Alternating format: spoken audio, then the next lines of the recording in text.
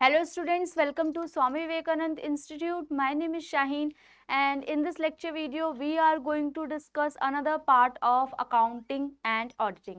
इससे previous lectures में हम लोगों ने accounting and auditing के बहुत सारे parts को cover किया है, जिसमें हम लोगों ने accounting auditing की accounting वाला part की introductions and then हम लोगों ने discuss किया था ratio analysis. नाउ अब डिस्कस करेंगे फंड फ्लो एनालिसिस, क्योंकि ये एनालिसिस वाले पार्ट का ही एक अनदर पार्ट है. So what is fund flow analysis? तो फंड फ्लो एनालिसिस बेसिकली इसका मतलब होता है कैश और क्रेडिट का इनफ्लो एंड आउटफ्लो. बेसिक हम डिस्कशन हम लोगों ने प्रीवियस लेक्चर्स में भी की थी. रेशियो एनालिसिस का जो दूसरा पार्ट था उसमें बेसिक वाले पार्ट की डिस्कशन कर ली थी न. अब डेफिनेशन को कंसिडर करते हैं. फंड फ्लो एनालिसिस एक फाइनेंशियल टूल है that assist investor and analyst, जो कि आपका एक टूल है जो कि इन्वेस्टर को और एनालिस्ट को एक मदद करता है ताकि वो ये समझ पाए कि मनी की मूवमेंट हो कैसे रही है, मनी का इनफ्लो कितनी अमाउंट में है, मनी का आउटफ्लो किस वैल्यू में है. तो इन सब को एनालाइज करके वो एक अच्छा डिसीजन मेकिंग ले पाए कि कहाँ से, from what sources we have to take different investment and from where we utilize these amount in fixed assets and in other sources, so that we will make appropriate benefit from both the things. Okay, तो यही सब apprehend करने के लिए, यही सब calculate करने के लिए हम फंड फ्लो एनालिसिस की कैलकुलेशन करते हैं. It helps comprehend the movement of money. Money का मूवमेंट एक कंपनी में आपको फंड फ्लो एनालिसिस बताता है. ये प्राइमरी फंक्शन होता है जिसके अंदर हम ध्यान रखते हैं. Monitoring is keep watching again and again. बार बार हम ध्यान रखते हैं मॉनिटरी ट्रांजैक्शंस का, मॉनिटरी इनफ्लो एंड आउटफ्लो, जो कि एक डेजिग्नेटेड पीरियड पे की जाती है. Using this type of analysis, इस एनालिसिस को करके इन्वेस्टर अपना बहुत ही अच्छे से डिसीजन मेकिंग अपॉर्चुनिटी को यूटिलाइज करता है कि कहाँ पे से उसको पैसा इन्वेस्ट करना है और कहाँ से जो सोर्सेज है वहाँ से यूटिलाइज करना है. और उसके पास बहुत ज़्यादा अमाउंट में एक्सेस फंड्स भी नहीं होना चाहिए. उसका भी रीज़न हम लोगों ने प्रीवियस लेक्चर्स में डिस्कस किया है कि बहुत ज़्यादा अमाउंट में फंड्स अगर आपके पास अवेलेबल होता है तो आपको क्या फ़ायदा और क्या नुकसान हो सकता है. नाउ यहाँ पे बोल रखा है द एनालिसिस हेल्प्स देम. ये जो हम एनालिसिस करते हैं, ये जो फंड फ्लो का एनालिसिस करते हैं, वो हमें मदद करता है. If a company is doing well financially, not in terms of financially, you can say in terms of solvency also, in terms of liquidity also. क्योंकि when we talk about liquidity वाला part, तो liquidity के अंदर working capital की requirement, day to day fund की ज़रूरत भी पड़ती है. डे टू डे फंड की ज़रूरत क्यों पड़ेगी? क्योंकि आपको अपने इन्वेस्टर्स को भी सेटिस्फाइड रखना है इंटरेस्ट वगैरह दे करके, और रॉ मटेरियल के लिए भी आप लोगों को मनी की रिक्वायरमेंट है ना, डेली बेसिस पे. और डिविडेंड भी दोगे आप, वेजेस भी दोगे आप, सैलरीज भी दोगे अपने एम्प्लॉय को. तो that is why you need to keep money in today terms. तो लिक्विडिटी के लिए भी पैसा होना चाहिए. You are that much capable to pay your short term और लॉन्ग टर्म डेट. आप अपनी जो शॉर्ट टर्म वाली कैपेबिलिटीज़ है, लॉन्ग टर्म वाली कैपेबिलिटीज़ है, वो भी पे कर सको. तो इसीलिए हमें फंड फ्लो एनालिसिस की ज़रूरत पड़ती है. Are we that much financial strong, are we that much liquid amount we are available now, इस तरीके से. और सॉल्वेंसी वाला part, and if it can make enough money, और अगर अच्छा खासा पैसा कमा रहे हैं तो वो कंटिन्यूस वे में चल रहा है कि नहीं, यही सब हम फंड फ्लो एनालिसिस से कैलकुलेट करते हैं. ना objectives of fund flow analysis. Fund flow analysis का ऑब्जेक्टिव क्या होता है? तो ये ध्यान से सोचो कि हमें फंड के फ्लो की ज़रूरत क्यों है. क्योंकि हमें कैश इनफ्लो और कैश आउटफ्लो का ठीक से एनालाइज नहीं होगा तो हम फोरकास्टिंग अच्छे से नहीं कर पाएंगे, हम डिसीजन मेकिंग पावर में लैक कर जाएंगे, कहीं ना कहीं हम अपने फंड्स को यूटिलाइज नहीं कर पाएंगे, रिसोर्सेज का या तो लैक होगा या इनएफिशिएंटली यूज हो जाएगा। तो ये सब ऑब्जेक्टिव वाले पार्ट में कंक्लूड करते हैं। फंड फ्लो एनालिसिस एक बिजनेस को ये दिखाता है कि किस तरीके से मनी ऑर्गेनाइजेशन में फ्लो हो रहा है। They examine whether the money comes from, कहाँ से पैसा आ रहा है, दैट इज फाइनेंसिंग। हम लोगों ने कितनी एक्टिविटीज को डिस्कस किया था फाइनेंशियल मैनेजमेंट में? फाइनेंसिंग, इन्वेस्टिंग और डिविडेंड, है ना। तो ये सब कुछ किससे रिलेटेड है? मनी से रिलेटेड है ना। कहाँ से पैसा आ रहा है? Are the sources, that is financing. कहाँ से पैसा आ रहा है? ये पैसा या तो शॉर्ट टर्म बेसिस पे कैलकुलेट करोगे या आप लॉन्ग टर्म बेसिस पे कैलकुलेट करोगे, है ना। तो ये दोनों ही नीड इनफ्लो से रिलेटेड है, पैसा कहाँ आ रहा है। ओके, तो that is financing decision. Now the investing decision is from where you have to invest, from where you have to invest, कहाँ पे आपको पैसा इन्वेस्ट करना है, आपका सोर्स क्या होना चाहिए, आप कहाँ पे पैसा लगाओगे। ओके, इन्वेस्टिंग डिसीजन का पार्ट आएगा। वेयर इट गोज में ये वाला है। अब ये भी आपके डिफरेंट हो सकते हैं, या शॉर्ट टर्म या तो फिर लॉन्ग टर्म। आप जहां पे इन्वेस्ट कर रहे हो, लॉन्ग टर्म सपोज लाइक आप असेट परचेज कर रहे हो, है ना, इन्वेंट्री में अपना पैसा लगा रहे हो। इन्वेंट्री टाइप हो गई तो शॉर्ट टर्म्स वगैरह हो गई, असेट टाइप में हो गया मतलब ये लॉन्ग टर्म आप मनी को इंड्यूस कर रहे हो। Now this helps them figure out what they are good at and what they need to improve। जो आपको फंड फ्लो एनालिसिस है वो आपको बहुत ही इंपॉर्टेंट दो एस्पेक्ट्स के बारे में बता रहा है कि कहाँ कहाँ आप अच्छे हो, आपकी स्ट्रेंथ क्या क्या है। हमने स्वॉट एनालिसिस पढ़ा था ना फाइनेंशियल मैनेजमेंट में, स्ट्रेंथ, वीकनेस, अपॉर्चुनिटी, थ्रेट। तो ये दो चीजों के बारे में बता रहा है जो फंड फ्लो एनालिसिस है। कहाँ पे आप बहुत अच्छे हो, good, where you are good at, and where you need improvement, improvement कहाँ जरूरत होगी, जहाँ पे आप वीक होगे। तो जो फंड फ्लो एनालिसिस है वो एक तो आपको फाइनेंसिंग एक्टिविटीज और इन्वेस्टिंग एक्टिविटीज का एक डिटेल इन्वेस्टिगेशन देता है, और एक आपको स्ट्रेंथ और वीकनेस के बारे में भी एनालिसिस करवाता है। Now the next one is the objectives. Objective में सबसे पहले हम करेंगे determining the sources and uses of fund. Sources जहां से पैसा इनफ्लो होगा और यूजेस जहां पे आप पैसा लगाओगे। Fund flow analysis aim to determine the sources and uses of resources.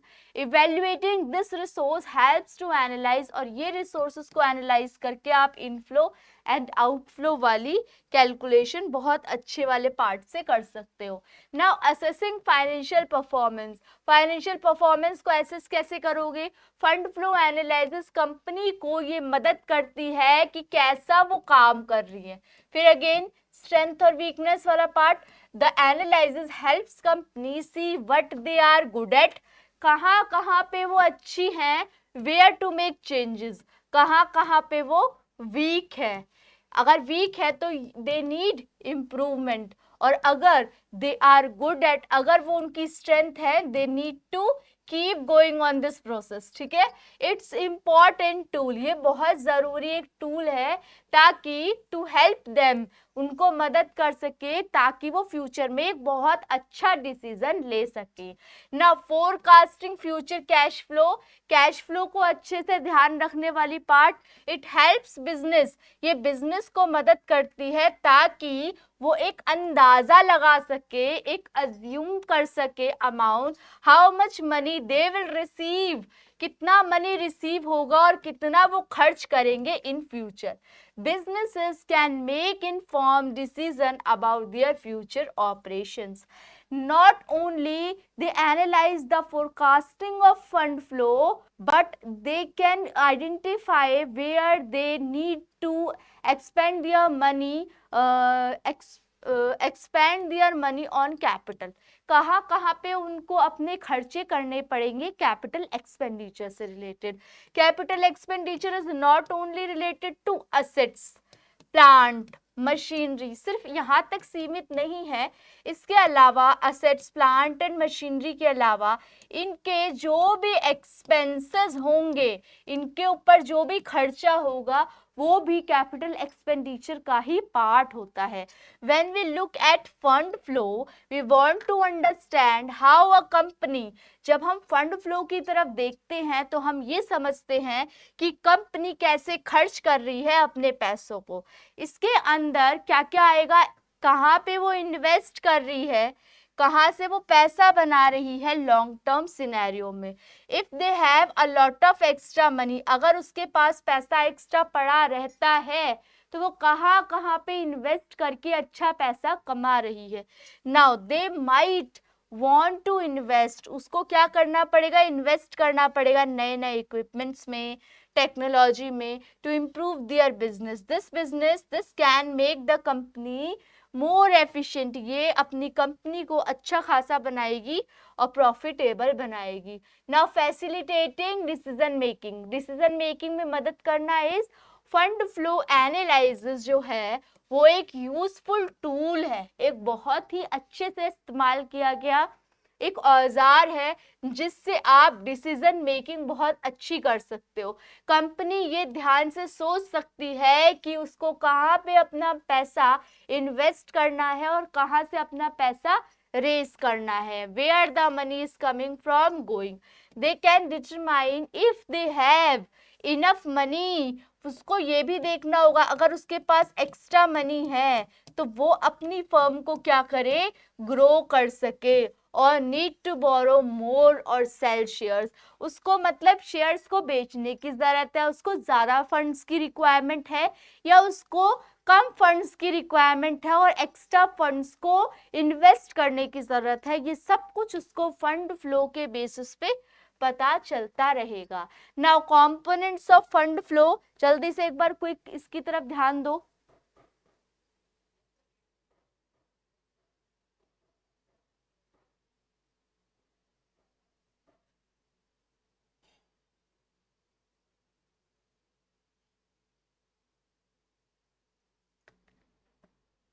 जल्दी से देख लिया आप लोगों ने, दो टाइप से हम लोगों ने कंपोनेंट्स को बांटा हुआ है, that is sources of funds और application of funds. Sources of funds का क्या मतलब है कि where the funds have come from, पैसा कहाँ से आ रहा है, फंड का inflow. Okay. And application of funds का मतलब यूसेज ऑफ फंड्स. यूसेज का मतलब आपका आउटफ्लो, कैश का आउटफ्लो कहाँ पे हो रहा है for short term and long term needs. Short term and long term sources of funds कहाँ से आ रहा है और short term long term needs हो रही है तो हम फंड्स किस तरीके से अपना यूज कर रहे हैं. नाउ अब आपका जो फंड फ्लो स्टेटमेंट है उसका कोई बड़ा बड़ा सा क्वेश्चन आता नहीं है, लेकिन उसके बेसिस पे वर्किंग कैपिटल को कैसे एनालाइज करना है, क्या क्या स्टेप्स होते हैं, और स्टेप्स को अरेंज करने वाले आजकल क्वेश्चन के फॉर्मेट ज़्यादा फ्रेम हो रहे हैं तो उसको भी डिस्कस करते हैं कि स्टेप नंबर 1 के अंदर अगर हमें फंड फ्लो स्टेटमेंट बनाना है तो सबसे पहले मुझे क्या करना पड़ेगा. एक शेड्यूल बनाऊंगी मैं जहाँ पे वर्किंग कैपिटल की चेंजेस की, वर्किंग कैपिटल के बढ़ने और घटने की बात हो रही होगी. कंसीडर द इंक्रीज और decrease in the current assets and current liability, जहाँ पे हम लोग ये देखेंगे कि कब करंट एसेट्स घट रहा है और कब करंट एसेट्स बढ़ रहा है. करंट एसेट्स के इंक्रीज होने से वर्किंग कैपिटल पे क्या इम्पैक्ट पड़ रहा है और करंट एसेट्स के डिक्रीज होने से क्या इम्पैक्ट पड़ रहा है. अच्छा, वर्किंग कैपिटल का मतलब होता है बच्चों, ये तो आप लोगों को पता होगा, वर्किंग कैपिटल का मतलब होता है the money which we are required for day to day purpose. ये तो हो गया इसका मीनिंग. डे टू डे के लिए जो आपको पैसा चाहिए होता है वो वर्किंग कैपिटल की रिक्वायरमेंट में आता है ना. वर्किंग कैपिटल रिक्वायरमेंट को मैं मैथमेटिकली 2 पार्ट में डिस्ट्रीब्यूट करती हूँ, that is gross working capital and net working capital. तो ग्रॉस वर्किंग कैपिटल में सिर्फ और सिर्फ करंट एसेट्स वाला पार्ट आता है और नेट वर्किंग कैपिटल के अंदर आपका current assets minus current liability वाला पार्ट आता है। तो इसमें आप कंफ्यूज मत होना, इसको बहुत ध्यान से फ्रेम करना और इसका आंसर देना। नाउ द डिफरेंस बिटवीन, हमें पता है कि नेट करंट एसेट्स और नेट करंट लायबिलिटीज के बीच में जो फर्क होता है उसको हम नेट इंक्रीज और डिक्रीज इन वर्किंग कैपिटल बोलते हैं, क्योंकि उसको नेट वर्किंग कैपिटल बोल रहे हैं कि नेट करंट एसेट्स और नेट करंट लायबिलिटी से जो भी फर्क हुआ, जो भी डिफरेंस हुआ, उनको हम बोलते हैं नेट वर्किंग कैपिटल में, नेट वर्किंग कैपिटल या वर्किंग कैपिटल में चेंजेस। ठीक है, ये वाला समझ गए, नेट इंक्रीज और decrease in working capital. Now अब ये इंक्रीज कब करेगा, अब ये डिक्रीज कब करेगा, when the long term source of funds is more than application और यूज। जब आपके पास सोर्सेज मींस इनफ्लो ज्यादा होगा एप्लीकेशन से, तो नॉर्मल सी चीज है, ये वर्किंग कैपिटल वाला सिनेरियो होगा जहां पे करंट एसेट्स ज्यादा होंगे करंट लायबिलिटी से।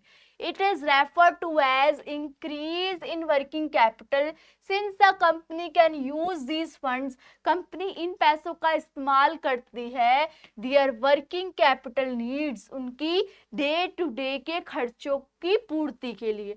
For instance, payment of short term loan or dividend can be paid। As a result, अगर वर्किंग कैपिटल अब क्या करेगी, वर्किंग कैपिटल बढ़ेगी, will become part of application of funds. तो अब आप ये समझ लेना कि अगर आपका एप्लीकेशन ऑफ फंड्स जो आपका है फंड फ्लो एनालिसिस में, एप्लीकेशन ऑफ फंड्स वो पार्ट होता है जहां पे आपका वर्किंग कैपिटल इंक्रीज करता है फंड फ्लो स्टेटमेंट में। ये वाला पॉइंट क्लियर हो गया। और ये वाला पॉइंट कब अराइज होगा, जहां पे आपकी लॉन्ग टर्म सोर्सेज जो बाहर के इनफ्लो आ रहे हैं वो ज्यादा होंगे और आउटफ्लो वाला पार्ट कम होगा।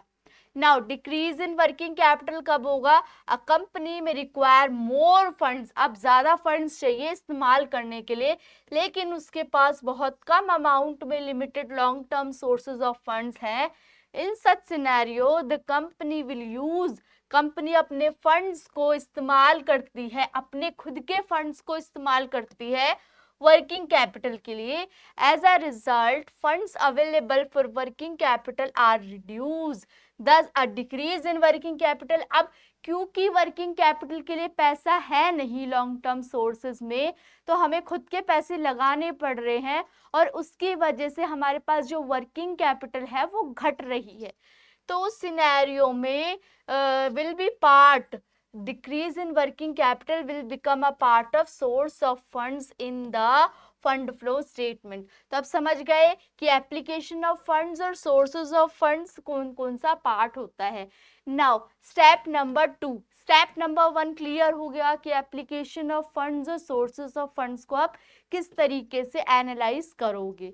नाउ जो सेकेंड पार्ट है, is prepare the adjusted PNL account. So PNL account तो नॉर्मली बनाते हो, ट्रेडिंग अकाउंट के बाद पीएनएल अकाउंट बनाते हो, लेकिन उस पीएनएल में जो लास्ट में एडजस्टमेंट दे रखी होती है उसको एडजस्ट करना पड़ता है। तो जब पीएनएल अकाउंट को एडजस्ट किया और वहां से हमने फंड्स निकाले ऑपरेशन से, इसके अंदर आपके funds used and generated from operating activities of the business and not from investing. इसके अंदर सिर्फ और सिर्फ वो पार्ट आएगा जो ऑपरेटिंग का हिस्सा होगा, इन्वेस्टिंग वाला हिस्सा नहीं होगा, जो कि आप प्रॉफिट एंड लॉस से एडजस्ट करोगे। Financing and financing means investing और फाइनेंसिंग का हिस्सा नहीं होगा, सिर्फ ऑपरेटिंग का होगा।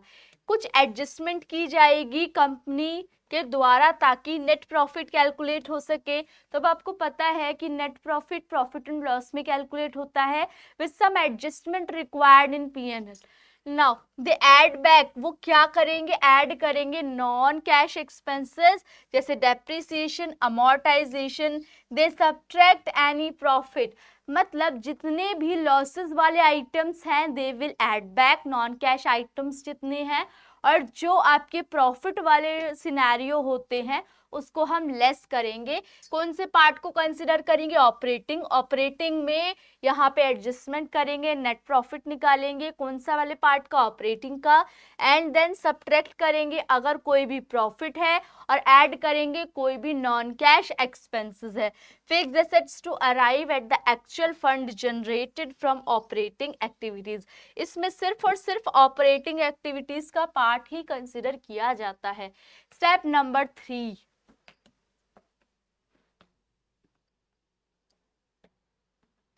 what does step number 3 says? To create the fund flow statement you need to identify. fund flow statement के लिए आपको ध्यान देना होगा, you need to identify the sources of funds जो कि inflow है, and application of funds जो कि outflow है। आइडेंटिफाई द सोर्स और एप्लीकेशन कि वो बढ़ रहे हैं या घट रहे हैं बैलेंस शीट के पर्सपेक्टिव से, ताकि आप फंड फ्लो स्टेटमेंट को बना सको। एंड ऑल्सो नेट इंक्रीज और decrease in working capital and funds from operation to complete the statement. तो सबसे पहले आप इनफ्लो सोर्सेस को और एप्लीकेशन को क्लासिफाई करोगे, उसके बाद आप वर्किंग कैपिटल के बेसिस पे काम करोगे, वर्किंग कैपिटल, और उसके बाद कोई भी एडजस्टमेंट होगी ना, कोई भी फंड फ्रॉम ऑपरेशन से एडजस्टमेंट होगी ताकि वो स्टेटमेंट को कंप्लीट किया जा सके। ठीक है, अब यहाँ पे हम सोर्सेज ऑफ फंड्स और एप्लीकेशन ऑफ फंड्स इतनी बार पढ़ चुके हैं, इसका मीनिंग पढ़ चुके हैं, लेकिन हम एग्जाम्पल्स को एक बार गो थ्रू करेंगे कि वो कौन कौन से आइटम्स हैं जो सोर्सेज ऑफ फंड्स में क्लासिफाई किए जाते हैं। जैसे आप शेयर्स और डिबेंचर्स को इशू करो, शेयर्स और डिबेंचर्स को इश्यू करो तो आपके पास पैसा आएगा, that is inflow, that is sources of funds. Only the issue of shares और debentures come under this head. कोई भी बोनस इश्यू हो, कन्वर्टेबल डिबेंचर्स हो, डू नॉट कम हियर। कोई भी कन्वर्टेबल डिबेंचर्स यहाँ नहीं आएगा, वो ही आएगा दैट कन्वर्ट इनटू कैश और क्रेडिट, मतलब फ्लो हो जहाँ पे फंड्स का, वो आएगा। नाउ लॉन्ग टर्म लोन, सिर्फ लॉन्ग टर्म लोन कंसिडर किए जाएंगे, क्योंकि शॉर्ट टर्म लोन को हम कहाँ कंसिडर कर चुके हैं ऑलरेडी? वर्किंग कैपिटल में। Now sale of fixed assets, fixed assets को अगर आप बेच रहे हो तो वहां से भी आपका इनफ्लो आ रहा है फंड्स का, जो अमाउंट रिसीव होगी बायर को फिक्स्ड एसेट्स से वो भी आपका सोर्सेज ऑफ फंड्स है। Funds from operation, it is the funds from operating activities of business. It is computed in the previous step. हम लोगों ने जहाँ पे स्टेटमेंट दिखाई थी उसमें हम लोगों ने फंड्स फ्रॉम ऑपरेशन को भी कंसिडर किया था। डिक्रीज इन वर्किंग कैपिटल को भी हम कहाँ कंसिडर करते हैं? सोर्सेज ऑफ फंड्स में। Balancing figure of fund flow statement and will match the amount in the change in working capital statement. तो क्या बोल रहे हैं? जो वर्किंग कैपिटल में डिक्रीज आ रहा है वो बेसिकली बैलेंसिंग फिगर होगा, जो कि वर्किंग कैपिटल चेंजेस, जितना फर्क वर्किंग कैपिटल चेंजेस में आएगा वो मैच करेगा बैलेंसिंग फिगर, जितना आपका balancing figure fund flow statement का होगा, मैच करेगा। Now application of funds, application of funds का मतलब आप कहाँ कहाँ पैसा फ्लो में लेके जा रहे हो, यूज कर रहे हो। तो that is purchase of fixed assets. जब आप असेट्स वगैरह खरीदोगे या इन्वेस्टमेंट करोगे तो उस केस में भी ये क्या कहलाएगा? आपका पैसा एक तरीके से यूसेज हो रहा है। Only cash payments made for purchasing assets and investment have to be recorded। सिर्फ और सिर्फ कौन सी ट्रांजेक्शन्स रिकॉर्ड करोगे? Cash. Also purchase made in exchange for shares और debentures should not be recorded. मतलब किसका फ्लो होना चाहिए? कैश का फ्लो होना चाहिए। अदरवाइज अगर आप कन्वर्ट कर रहे हो, जैसे कि डिबेंचर्स को किसी और फॉर्मेट में, बॉन्ड्स वगैरह में कन्वर्ट कर रहे हो, तो वो वाला पार्ट नहीं आएगा। फंड का फ्लो आना चाहिए आपका। आप रिडीम कर रहे हो डिबेंचर्स, रीपेमेंट कर रहे हो लोन की, तो ऐसे सोर्सेज में भी आपका पैसा जाएगा। पेमेंट मेड अगेंस्ट डिबेंचर्स और लोन इंक्लूडिंग जिसमें प्रीमियम आ रहा है, डिस्काउंट को हटा के excluding discount, must be considered as the application of funds. आप पेमेंट कर रहे हो डिविडेंड की, टैक्स की, तो उस सिनेरियो में भी आपका तरीके से पैसा फ्लो करेगा outward. Payment of dividend in taxes is the application of funds, however the provision are excluded, provision इसके अंदर इसका पार्ट नहीं है, from current liabilities and added back to determine funds from operation. तो ये पूछा जाएगा आप लोगों से कि क्या प्रोविजन इसका पार्ट होता है, तो आप बोलोगे नहीं, provision are not included in current liabilities, उसको दोबारा से फंड फ्लो में ऑपरेशंस में ऐड बैक किया जाता है। और जैसे कि हम लोगों ने प्रीवियस में डिस्कस किया था, सोर्सेज में डिक्रीज इन वर्किंग कैपिटल था, तो एप्लीकेशन में इंक्रीज इन वर्किंग कैपिटल आएगा। दिस इज बेसिकली जो बैलेंसिंग फिगर होगा फंड फ्लो स्टेटमेंट का, वो बिल्कुल मैच होना चाहिए, जो बैलेंसिंग फिगर होगा फंड फ्लो का वो बिल्कुल मैच होना चाहिए वर्किंग कैपिटल के चेंजेस से। ठीक है, सेम टू सेम लाइन पढ़ी ना हम लोगों ने प्रीवियस उसमें, ये बैलेंसिंग फिगर मैच होना चाहिए वर्किंग कैपिटल के चेंजेस से, यहाँ पे भी बस फर्क ये है कि वहाँ यूसेज है और यहाँ पे एप्लीकेशन है। नाउ यूसेज है और एप्लीकेशन सेम हो गया, वहाँ सोर्स ऑफ फंड्स है और यहाँ एप्लीकेशन ऑफ फंड्स है। ना importance of fund flow statement, सबसे पहले आपको फंड फ्लो स्टेटमेंट क्या बताता है, फाइनेंशियल पोजीशन के बारे में बताता है। फाइनेंशियल पोजीशन का क्या मतलब है यहाँ पे, कि आप कहाँ पे स्टैंड कर रहे हो, आपका बिजनेस कहाँ स्टैंड कर रहा है, that is the financial position. अब प्रॉफिट एंड लॉस स्टेटमेंट या बैलेंस शीट जो होती है वो आपको सही से एक्सप्लेन नहीं करती कि कंपनी में जो असेट वगैरह चेंज हुए हैं वो क्यों हुए हैं, उसका रीजन बताती है, नहीं बताती। लेकिन इस इनफ्लो और आउटफ्लो के बेसिस पे तो आपको रीजन पता चल चुका होगा कि अगर असेट्स 2 लाख बैलेंस शीट पिछली साल दिखा रही थी और अब दिखा रही है 4 लाख, तो ये डिफरेंस क्यों आया, ये तो बैलेंस शीट नहीं बताती, बैलेंस शीट तो एग्जैक्ट अमाउंट बताती है, लेकिन इनफ्लो बता देगा कि क्योंकि मैंने परचेजेस किया है मशीनरी 2 लाख की मोर, दैट इज वाई ये 2 लाख से 4 लाख का डिफरेंस आया। Now the statement will give information about, ये जो स्टेटमेंट होती है फंड फ्लो स्टेटमेंट, ये आपको बताती है कहाँ से फंड्स आ रहा है और कहाँ पे फंड्स जा रहा है। एप्लीकेशन एंड सोर्सेस, कंपनी के बारे में एनालाइज भी करती है आपकी fund flow statement. Often companies that are making profit end up in cash crunch scenario. In such scenario, the fund flow statement offer a clear picture of the source, अच्छे से source बताती है and usage of funds. Management भी अच्छे से बताती है fund flow statement, क्यों, the fund flow statement assist management in determining its future course of action, क्योंकि मैनेजमेंट में anyhow it is related to planning, organizing, staffing, directing, controlling, the whole process is known as management। तो planning वाला part तो fund flow से ज़्यादा clear हो जाएगा, क्योंकि हम लोग पहले से ही फोरकास्ट कर पा रहे हैं फंड्स के बारे में, तो इसीलिए मैनेजमेंट वहाँ पे अच्छा हो जाएगा, एक अच्छा मैनेजमेंट सर्विस प्रोवाइड करेगा। Changes in assets and liability, assets और लायबिलिटीज में अगर चेंजेस आते हैं तो ये भी आपको फंड फ्लो स्टेटमेंट बता देगा कि कहाँ से पैसा आया, क्यों असेट में चेंजेस क्यों आ रहा है, क्यों लायबिलिटीज में चेंजेस आ रहा है, और दो बैलेंस शीट डेट के हिसाब से बैलेंस शीट में चेंजेस क्यों है, उनकी इन डेप्थ नॉलेज बता देगा।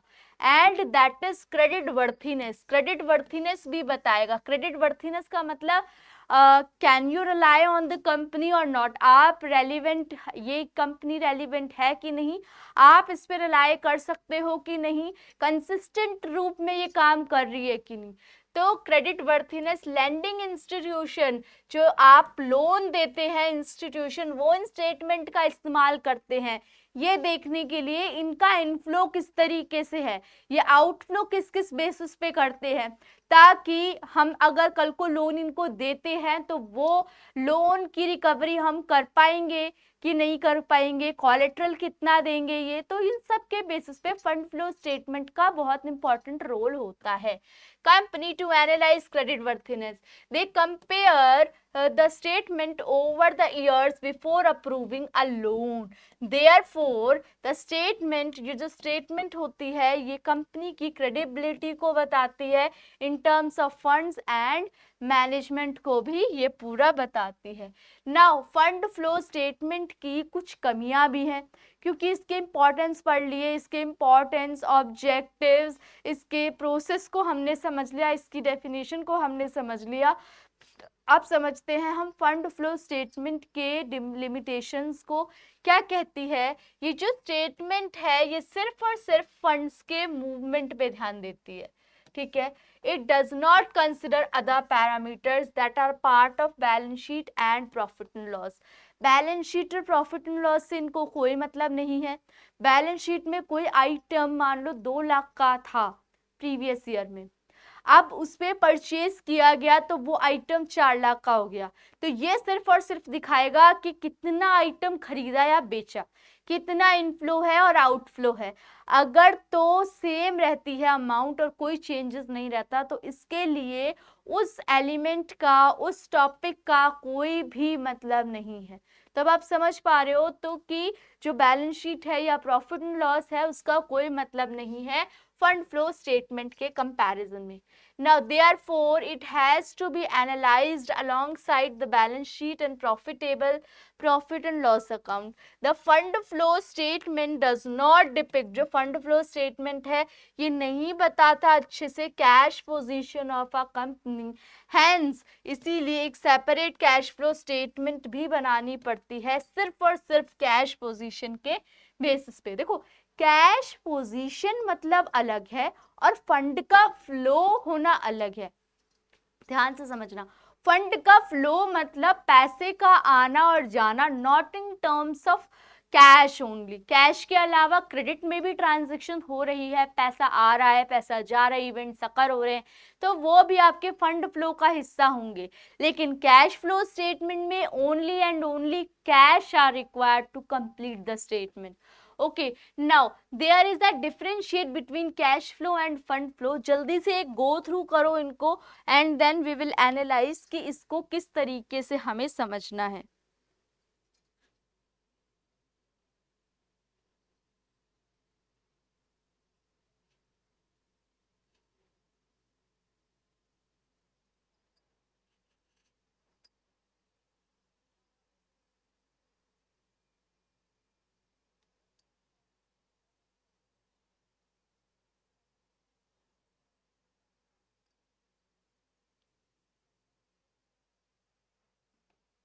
Okay, done.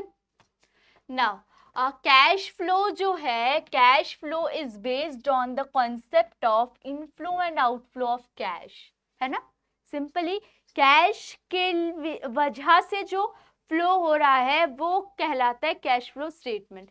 या तो कैश फ्लो या तो कैश इक्विवेलेंट्स. कैश इक्विवेलेंट्स का मतलब जो भी चीज हम कैश की टर्म्स में कन्वर्ट कर सकते हैं जो कि लिक्विडिटी में है.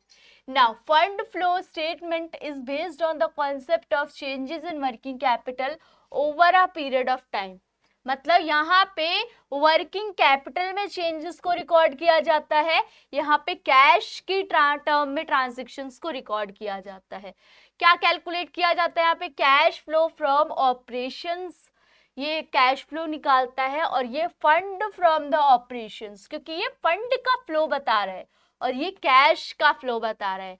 Next is what it shows, क्या ये दिखाता है? It shows the short term position of business.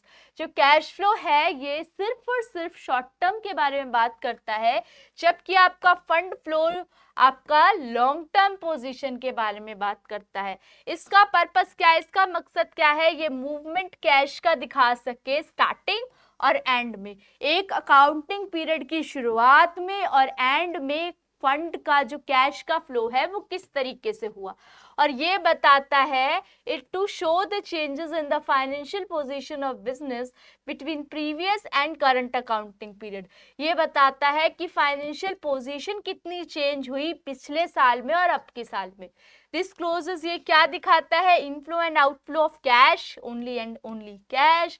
ये बताता है sources and application of fund, sources is the inflow and application is the usage, or you can say outflow.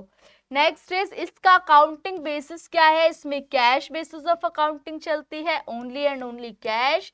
इसमें accrual basis of accounting चलती है जहां पे cash and credit both the transactions are recorded. Now part of financial statement ये part होता है क्योंकि ये बैलेंस शीट को भी एक हिस्सा लेके चलता है, बैलेंस शीट हो गई, प्रॉफिट एंड लॉस हो गई, जबकि ये फाइनेंशियल पार्ट नहीं लेता। अभी आपने एक डिमेरिट पढ़ा था ना कि बैलेंस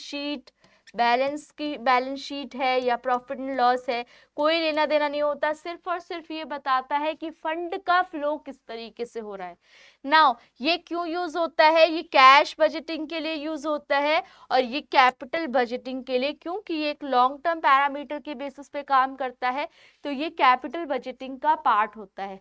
तो बेसिकली बच्चों हम लोगों ने इस लेक्चर के अंदर क्या डिस्कस किया है, फंड फ्लो एनालिसिस को डिस्कस किया है। एक इम्पॉर्टेंट टॉपिक है, इसका शॉर्ट टर्म बेसिस पे या तो स्टेप्स के बेसिस पे कोई भी टाइप से आपको अकाउंटिंग एक्रूअल बेसिस या जो आपका कैश बेसिस है और एक्रूअल बेसिस है, इसके बेसिस पे कॉन्सेप्ट पूछा जा सकता है, या जो आपका फंड फ्लो है वो कैश फ्लो स्टेटमेंट से कैसे डिफरेंशिएट करता है, इसके बेसिस पे क्वेश्चन पूछा जा सकता है।